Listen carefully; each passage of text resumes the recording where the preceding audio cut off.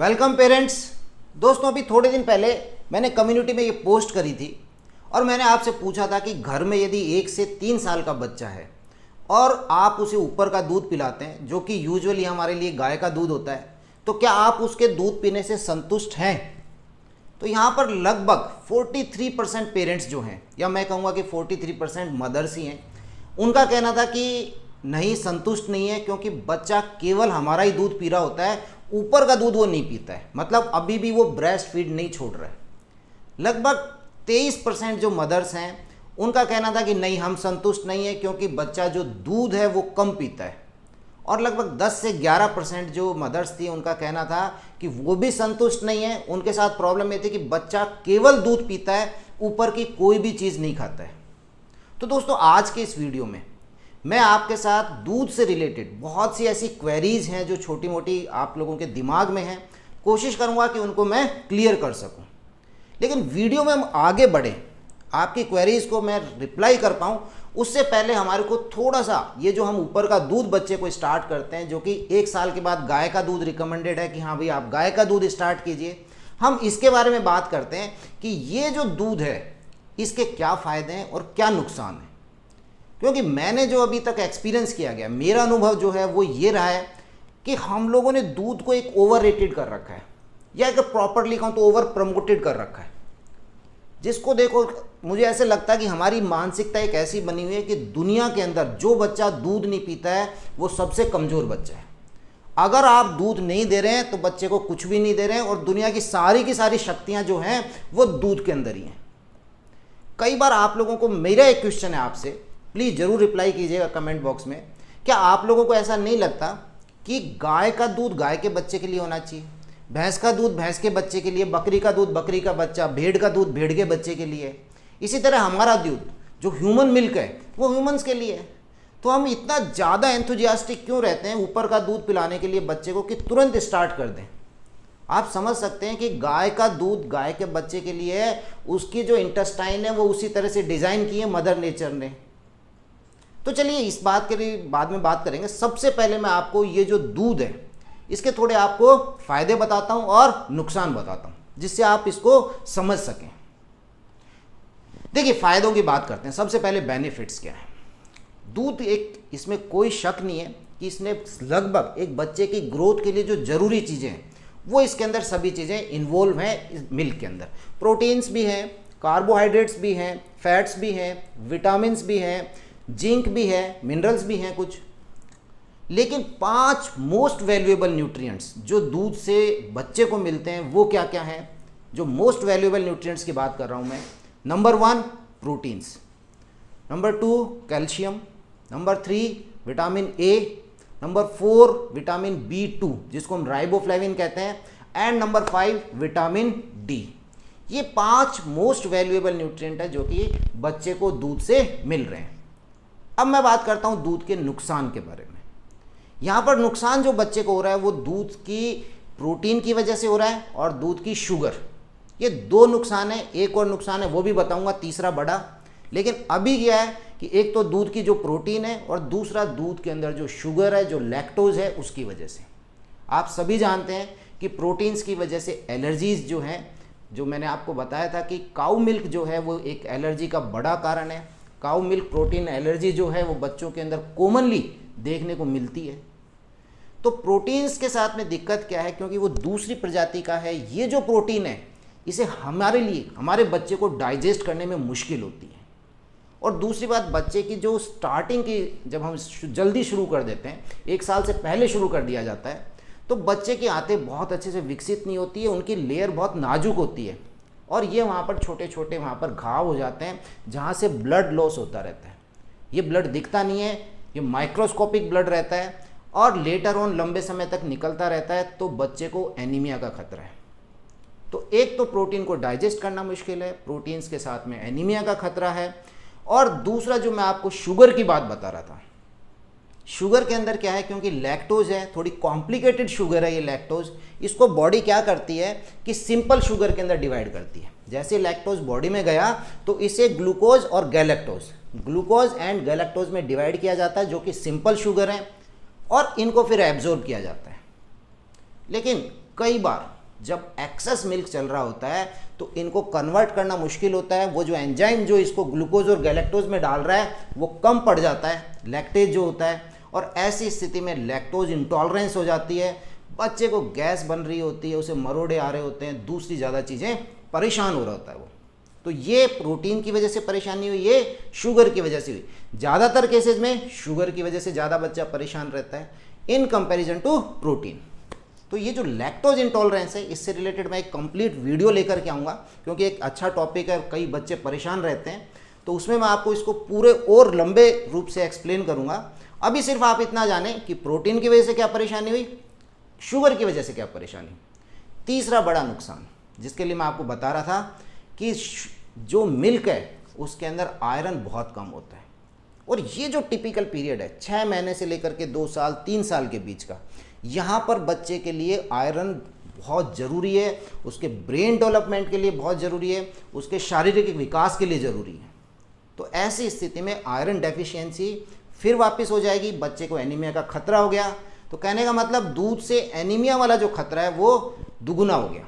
पहला तो खुद इसमें आयरन नहीं है, दूसरा इसकी वजह से ब्लड लॉस हो रहा था। तो दोस्तों ये 3 बड़े नुकसान दूध की वजह से जो आपको पता होना चाहिए कि हाँ, यदि हम बच्चे को दूध पिला रहे हैं तो उसे फ़ायदा क्या हो रहा है और उसे नुकसान क्या हो रहा है। तो दोस्तों अब मैं आपकी क्वेरीज के बारे में बात करता हूँ। जो सबसे बड़ी जो एक निकल कर के आया था कि बच्चा सिर्फ मेरा ही दूध पी रहा है, ऊपर का दूध जो है उसका इंटेक नहीं ले पा रहा है, या ऊपर का वो कुछ भी नहीं खाता है, केवल ब्रेस्ट फीडिंग करना चाहता है वो 1 साल के बाद भी। तो देखिए यहाँ पर क्या है, जो मैं समझ रहा हूँ, जो मेरा सजेशन है कि यहाँ गलती कहाँ हुई थी, 9 महीने के आसपास, जब बच्चा 9 महीने का था। देखिए हम जब उस बच्चे की कॉम्प्लीमेंट्री फीडिंग स्टार्ट करते हैं तो 6 महीने पे करते हैं, और 6 से 9 महीने तक आप पहले उसे ब्रेस्ट फीड कराइए, उसके बाद आप उसे कुछ सॉलिड्स खिलाइए, जो भी आप उसे खिलाना चाहते हैं। आपने मैस्ड वेजिटेबल्स हैं या मैस्ड फ्रूट्स हैं, जो भी आपको देना है, 6 से 9 महीने तक पहले ब्रेस्ट फीडिंग, उसके बाद सॉलिड। लेकिन 9 महीने के बाद यहाँ पर आपको उसे एक हैबिट डालनी है, एक आदत पटकनी है, और वो क्या रहेगी कि आप 9 महीने ऑनवर्ड्स आप पहले उसे सॉलिड्स खिलाइए और उसके बाद उसे ब्रेस्ट फीडिंग कराइए। आप यदि ये हैबिट यहीं से उसे डालना चालू करेंगे तो ये प्रॉब्लम जो मैं आपके साथ डिस्कस कर रहा हूँ पॉसिबली ये नहीं आएगी। तो 9 महीने ऑनवर्ड्स जिनके भी बच्चे हैं, जो भी मदर्स हैं, उनको मेरा सजेशन है कि प्लीज़ स्टार्टिंग पहले जब बच्चे को भूख लग रही है उसे सॉलिड दीजिए, और फिर आधे से पौन घंटे बाद आप उसे ब्रेस्ट फीड कराइए। और 1 साल आने के बाद, जैसे बच्चा 1 साल का हो गया, अब आपका टारगेट ये होना चाहिए कि यहाँ पर बच्चा अपनी ज़्यादातर एनर्जी वो सॉलिड से लेगा, ज़्यादातर जो न्यूट्रिएंट्स हैं वो सॉलिड से लेगा, ना कि ब्रेस्ट फीड से लेगा। और 1 साल के बाद कोशिश करें धीरे धीरे कि 24 घंटे में 3 से 4 बार उसे ब्रेस्ट फीड कराएं। ब्रेस्ट फीडिंग यहाँ पर एज ए स्नैक्स के रूप में चलनी चाहिए।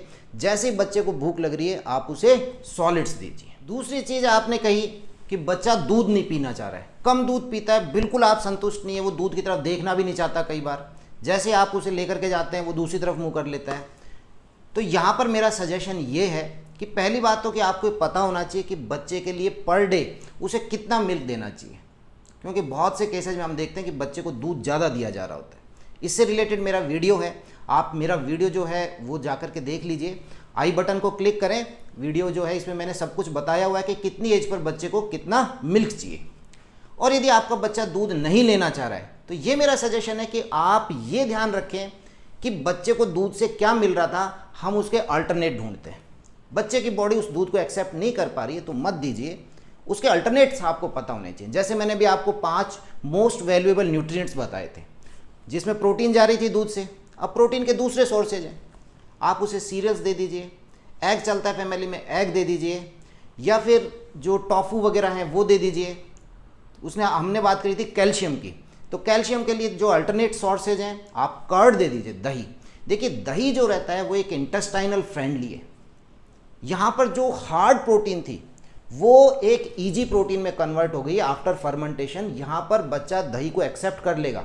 और ये मेरी पर्सनल एक सजेशन है, मैं अपने पेरेंट्स को भी बोलता हूँ जो मेरे पास आते हैं, कि बच्चे का सुबह का खाना जब आप शुरू करते हैं तो प्लीज़ उसे दही से चालू कीजिए, और दूध जो है वो उसे आप रात को दीजिए। तो यहाँ पर उसके जो डाइजेशन है वो अच्छा रहेगा। तो कैल्शियम के सोर्सेज में आप दही ले सकते हैं, आप चीज़ ले सकते हैं। दूसरे कैल्शियम के सोर्सेज के अंदर जो स्पाइनस है, ब्रोकोली है, और मैं इससे रिलेटेड एक पूरी की पूरी लिस्ट जो है वो कम्युनिटी में पोस्ट कर दूंगा या मैं अपने डिस्क्रिप्शन में डाल दूंगा, आप वहाँ पर भी देख सकते हैं।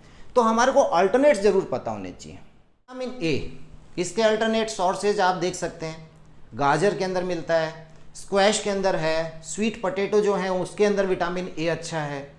उसके बाद में विटामिन B2 राइबोफ्लाविन जो मिल रहा है वो कहाँ से मिलेगा, सीरियल्स आप दे सकते हैं, एग्स जो है उसके अंदर मिल जाएगा, ग्रीन लीफी वेजिटेबल्स हैं उसमें राइबोफ्लाविन बहुत अच्छा है। विटामिन डी ये ज़रूर थोड़ा सा मुश्किल है, ये कुछ प्रकार की जो मछलियाँ हैं साल्मन टाइप उनके अंदर अच्छा है। एग योक में विटामिन डी है, प्लस थोड़ा सा आप उसको सन एक्सपोजर कराएं बच्चे को। तो ये आपको पता रहना चाहिए कि हम दूध से बच्चे को क्या दे रहे थे, अब दूध नहीं पी रहा तो उसकी डेफिशिएंसी बच्चे में नहीं हो जाए, तो हमारे को उसके अल्टरनेट सोर्सेज पता होने चाहिए। तो मुख्य 5 तरह के मोस्ट वैल्यूएबल न्यूट्रिएंट्स थे, इनके अल्टरनेट सोर्सेज कुछ तो मैंने बता दिए हैं, कुछ मैं आपको पोस्ट कर दूंगा। दोस्तों एक तीसरी क्वेरी जो कि बहुत काफ़ी मात्रा में पूछा गया है कि बच्चा केवल दूध पी रहा होता है और दूध के अलावा वो किसी भी चीज़ को, दूसरे जो सॉलिड्स हैं उनको एक्सेप्ट नहीं करता है, तो यहाँ पर क्या करें। देखिए इससे रिलेटेड मैंने आपको एक वीडियो, यहाँ पर आदत हमने ही डाली है बच्चे को, स्टार्टिंग हमने ही करी थी, क्योंकि हमने यदि उसे स्टार्टिंग से सॉलिड पहले दिए होते 9 मंथ ऑनवर्ड्स तो शायद उसे ऐसी आदत नहीं पड़ती।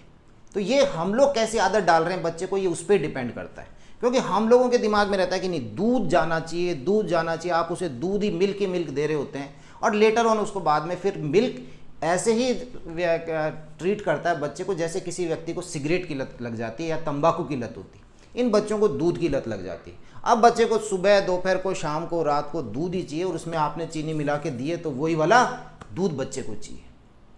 तो देखिए इससे रिलेटेड मैंने एक वीडियो बनाया हुआ था, आप देख सकते हैं, वीडियो बहुत अच्छा चला भी है। आप इस वीडियो को पूरा देखिए, मेरा अगर आपने नहीं देखा है तो सजेशन है कि कितना बड़ा नुकसान उठाना पड़ सकता है। आप यदि केवल दूध ही बच्चे को दे रहे हैं तो ऐसे में बच्चे को एनीमिया का बहुत बड़ा खतरा है। ये बच्चा जो मेरे पास आया था 8 महीने का बच्चा, 9 किलो वजन, लेकिन हीमोग्लोबिन केवल 4 ग्राम। तो ऐसा नहीं है कि ये अकेला ही बच्चा है, ऐसे बहुत से बच्चे देखने को मिलेंगे। तो यहाँ पर आप प्लीज़ 9 मंथ ऑनवर्ड्स के बाद में आप उसे एक आदत डालिए कि बच्चे को हम पहले जब भी भूख लगेगी हम उसे कुछ सॉलिड खिलाएंगे, और 1 साल के बाद में तो उसका जो मुख्य जो डाइट का जो सोर्स रहेगा वो सॉलिड्स ही रहेंगे। आपका जो ब्रेस्ट फीडिंग है वो हम उसे नहीं देंगे, और दूध की कितनी मात्रा देनी है ये आपको पता होना चाहिए कि पर डे कितना मिल्क देना है, इससे ज़्यादा नहीं देंगे, क्योंकि बहुत सी ऐसी चीज़ें हैं जो दूध में नहीं है, दूसरी चीज़ों में मिलती हैं। अगर बच्चा दूध लेगा तो उन सब चीज़ों की कमी हो जाएगी।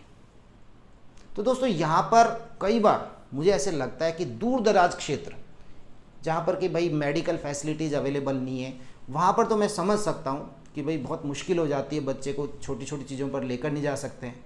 लेकिन जो बहुत वेल एजुकेटेड फैमिली हैं, वेल टू डू फैमिलीज़ हैं, शहरी क्षेत्र हैं जहाँ पर खूब डॉक्टर्स की भी व्यवस्था है, वहाँ पर भी देखा गया है कि पेरेंट्स की एक मानसिकता रहती है कि बच्चा बीमार होगा तो ही हम डॉक्टर के जाएंगे, उसे कोई बीमारी नहीं है तो हम नहीं जाएंगे। एक बार के लिए ये जो छोटे बच्चे हैं, जो प्राइम टाइम है, आप डॉक्टर से मिलिए, उसे कब से खिलाना चालू करना है, क्या उसे न्यूट्रिशन देना है, क्या उसे नहीं देना है, ये चीज़ों का आपको पता रहेगा। ये प्रिवेंटिव मेजर्स हैं, तो इन चीज़ों का आपको पता रहेगा तो आपके बच्चे का विकास भी अच्छा होगा और उसे डाइट, उसे जो न्यूट्रिशन है वो एक अच्छा मिले। दोस्तों मैं ये समझता हूँ कि इस वीडियो के माध्यम से आपको पता चला होगा कि दूध के फ़ायदे क्या हैं, दूध के नुकसान क्या हैं, बच्चे को कब से सॉलिड की आदत डालनी है, कितना दूध उसे पिलाना है। तो उम्मीद करता हूँ आपको कुछ इन्फॉर्मेशन मिली होगी। इस वीडियो को लाइक करें, शेयर करें एंड प्लीज़ चैनल को सब्सक्राइब करें। Thank you.